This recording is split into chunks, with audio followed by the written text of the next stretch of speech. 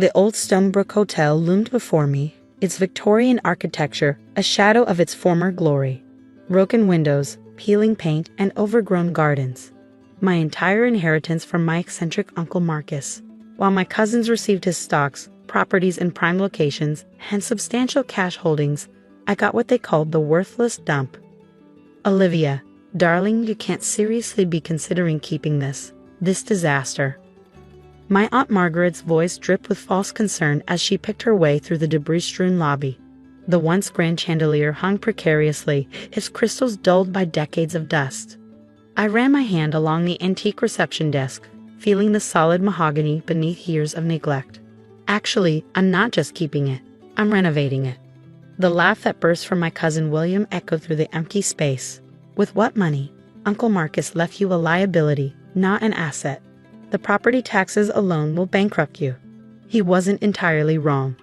At 28, my savings as a historical preservation specialist weren't exactly robust. But there was something about this place, something in the way Uncle Marcus had specifically chosen this property for me in his will. Remember what he used to say? William continued, examining his manicured nails. Olivia sees the value others miss. Well, there's nothing of value here, cousin. Sell it to me for a fair price, and I'll tear it down for a parking structure. I thought back to my last conversation with Uncle Marcus, just weeks before his passing. We'd been looking through his collection of vintage photographs, many featuring the Stonebrook in its heyday. Pay attention to the details, Olivia, he'd said, his eyes twinkling with that familiar mischief. Sometimes the greatest treasures hide in plain sight. The property is mine, I said firmly, and I'm keeping it. My announcement at the family dinner that evening went about as well as expected. The grand dining room of my parents' house felt suffocating as familiar faces twisted with mockery and disbelief. She's lost her mind, my sister Diana declared, swirling her wine glass. First that useless degree in historical preservation, and now this. My father cleared his throat. Olivia, be reasonable. William's offer is generous considering the state of that place. You could invest the money in something sensible. The hotel was Uncle Marcus's passion project before he got sick, I argued. He spent years collecting historical documents about it. There has to be a reason. Oh, spare us the sentimental nonsense, Aunt Margaret cut in. Marcus was getting senile at the end. Why else would he saddle you with that money pit while giving the rest of us valuable assets? I pushed back my chair, unable to take another minute of their condescension. Maybe because he knew I was the only one who would appreciate it. The next morning, armed with cleaning supplies and determination, I entered my hotel. Sunlight streamed through broken windows, illuminating swirling dust motes and faded wallpaper.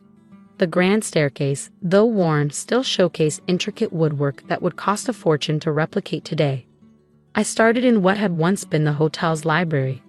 Boxes of Uncle Marcus's research materials sat untouched since his death.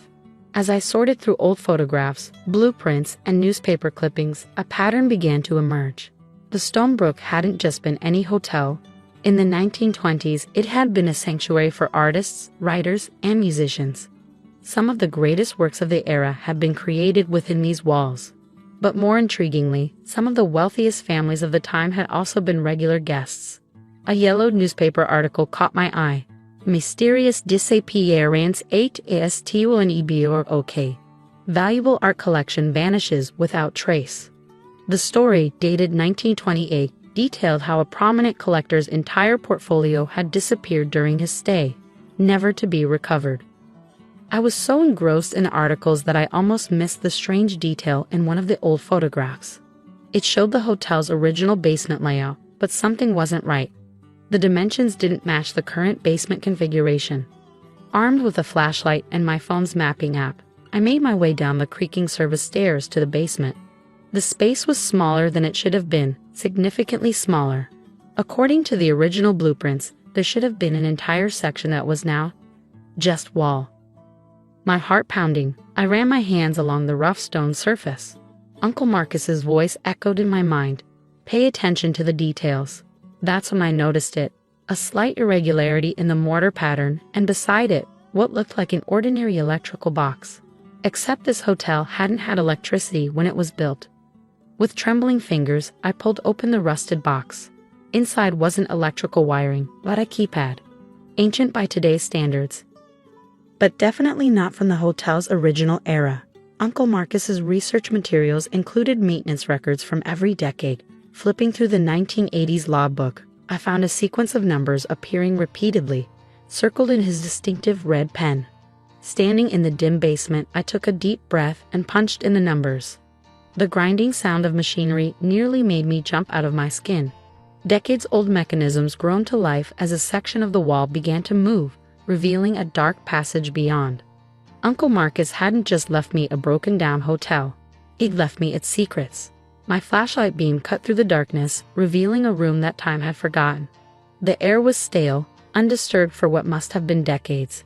As the beam swept across the space, I gasped. Paintings, dozens of them, stacked carefully against the walls, protected by dusty cloth covers, bronze sculptures, antique vases, display cases filled with jewelry that sparkled even beneath years of dust. With shaking hands, I pulled out my phone and began photographing everything. One painting in particular caught my eye. The signature in the corner made my heart stop. Could it really be? I carefully lifted the protective covering, revealing the full canvas. The authentication certificate was still attached to the back, dated 1926. This single painting, if genuine, would be worth millions. Now I understood why Uncle Marcus had spent years researching the hotel's history. He'd found the missing art collection, or more accurately, he'd known where it had been hidden all along. You see value where others don't, his words echoed in my memory.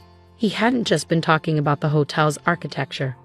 The next morning, I made 2 calls, one to a renowned art authenticator and one to my lawyer.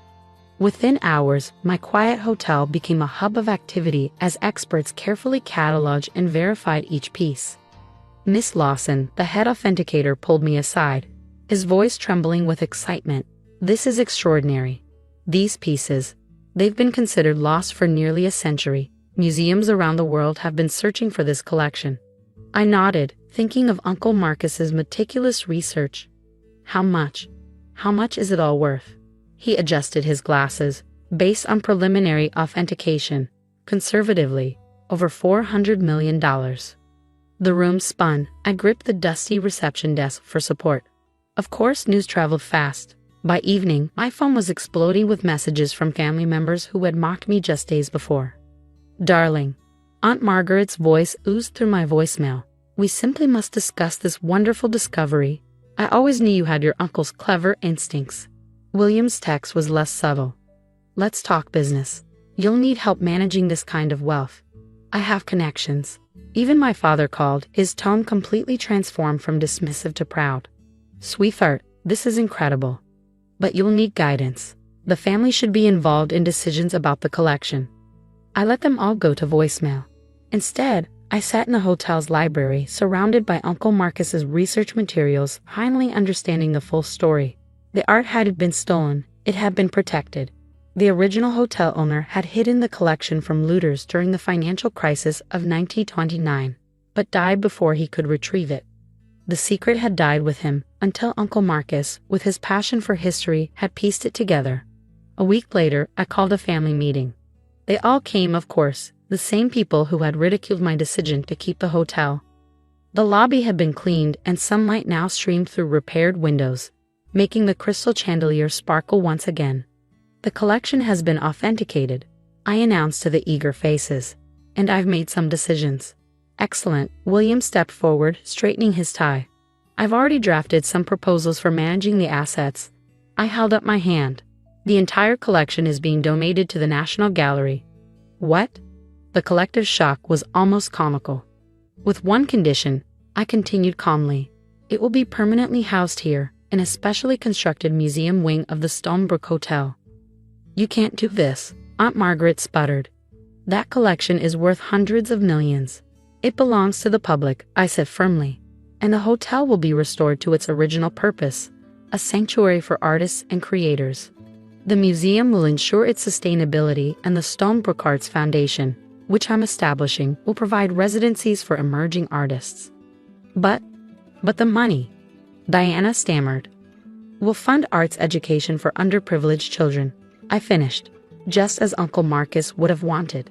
They left in a fury of slammed doors and threats of legal action.